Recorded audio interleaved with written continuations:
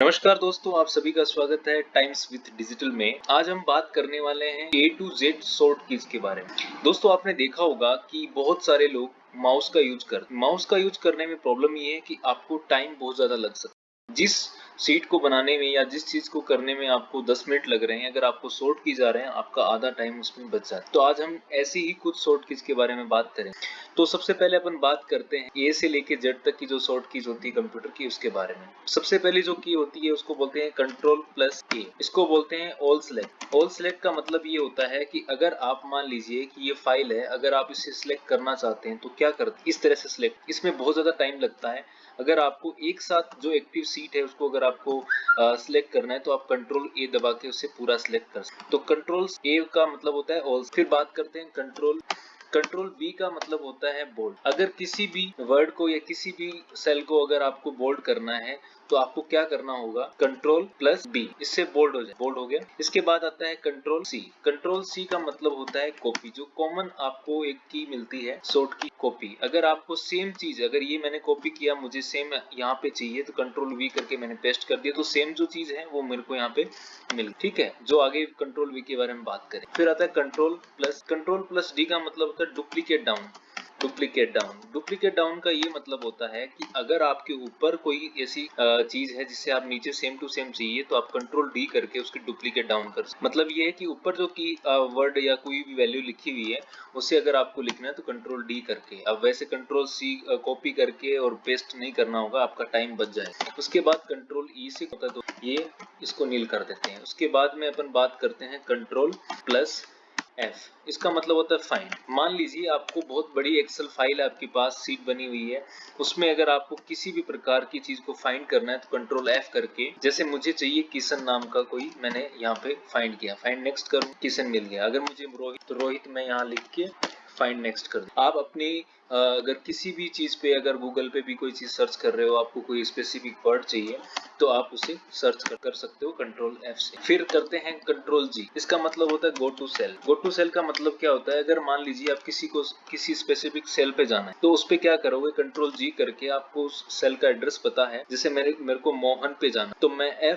F19 लिखूंगा, F19 मेरा direct Mohan पे चला जाए। F19 जैसे मैं लिखूंगा आप देखेंगे मोहन पे आ गया। तो अगर किसी भी स्पेसिफिक सेल पे जाना है तो मैं ये करूंगा। उसके बाद में कंट्रोल एच का मतलब होता है रिप्लेस का मतलब ये होता है, जैसे मान लीजिए ये डिजिटल मार्केटिंग, मेरे को इसकी जगह मुझे डीएम लिखना है, तो एक अगर मैनुअल करता हूँ तो डीएम ऐसे करूंगा, आपको डीएम।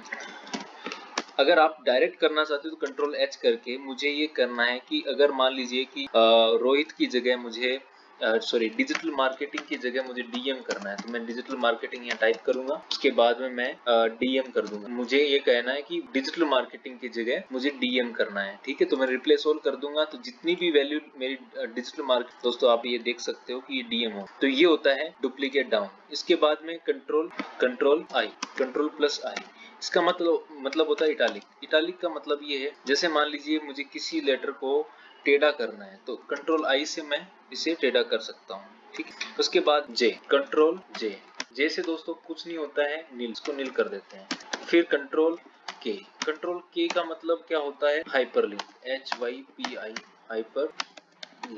हाइपरलिंक का मतलब दोस्तों ये होता है कि जैसे मान लीजिए मुझे किसी फाइल को यहाँ पे ऐड कर, मान लीजिए मेरे पास ये जो डीएम लिखा है, मुझे यहाँ किसी फाइल को ऐड करना है। आपके पास कोई फाइल हो, कोई फोटो हो, तो उसे आप कैसे ऐड करोगे, कंट्रोल के करके। मान लीजिए मुझे ये इनकम टैक्स रिटर्न्स वाली जो फाइल है, तो अगर आप इस पे क्लिक करोगे तो डायरेक्ट आप उस फाइल पे चले जाओगे। इस तरह से उस फाइल पे आप चले, ठीक है। तो इस तरह ये जो देखिए ये इनकम टैक्स की ओपन हो गई है अपने आप, तो ये आपकी फाइल चली जा। अब मैं अगर बात करूं कंट्रोल एल से मतलब ये होता है टेबल। आप अगर किसी भी टेबल बनाना चाहते हो तो आप क्या करोगे, कंट्रोल एल में ये पूछता है आपसे कि आपको कहां से कहां तक की फाइल चाहिए। तो मैंने कहा कि हाँ मुझे यहाँ तक की यहाँ फाइल चाहिए। फिर मुझे ये पूछ रहा है माई टेबल हैज हेडर्स। अगर आपको हेडर्स ऊपर चाहिए तो आप ओके कर दीजिए। ये देखेंगे दोस्तों आपको यहाँ पे कंट्रोल एल से टेबल अपने आप क्रिएट होगी। आप इसका अगर थीम चेंज करना चाहते हो तो इस तरह से ये थीम चेंज भी हो सकता है। उसके बाद में अपन करते हैं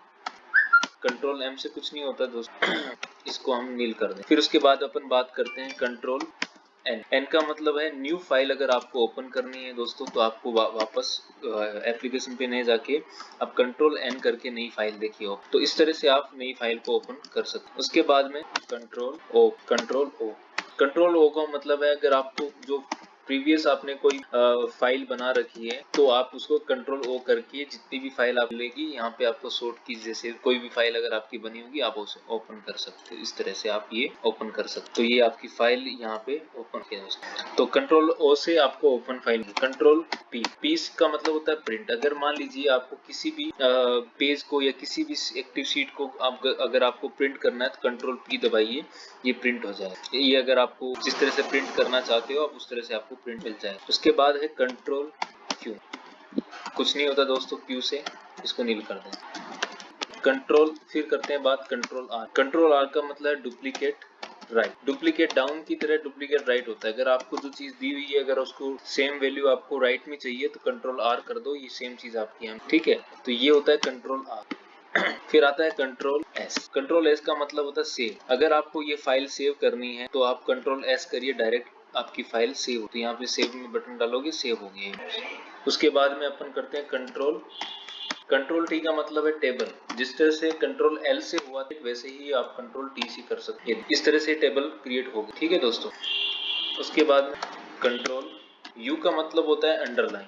जैसे आपको किसी भी लाइन में किसी भी रो में आपको अंडरलाइन करना है, कॉलम में सेल में अंडरलाइन करना है तो कंट्रोल यू दबाइए, नीचे अंडरलाइन हो जाएगी। अगर आप ऐसे करोगे तो यहाँ जाके आप फिर उसके बाद है कंट्रोल वी, जो कि मैंने आपको स्टार्टिंग में बताया था। कंट्रोल वी का मतलब होता है पेस्ट करना। किसी भी वैल्यू को आपने कॉपी किया उसके बाद में अगर आपको पेस्ट करना है तो कंट्रोल वी करके आप उसे पेस्ट कर सकते। फिर आता है कंट्रोल एक्स।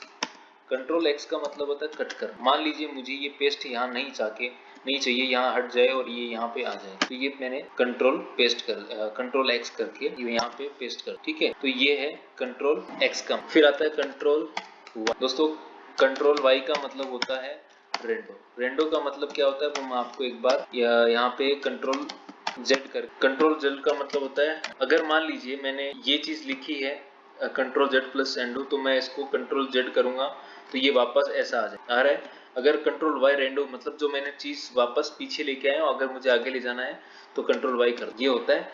तो दोस्तों आपने अभी सीखा है ए से लेके जेड तक की शॉर्ट। आई होप आपको ये वीडियो पसंद आया होगा। अगर आपको ये वीडियो पसंद आया है तो आप हमारे चैनल को सब्सक्राइब करिए, हमारा हौसला इससे बढ़ेगा। आपके लिए और भी बहुत तरह की जो शॉर्ट कीज हैं वो भी हम आपके साथ शेयर करेंगे। तो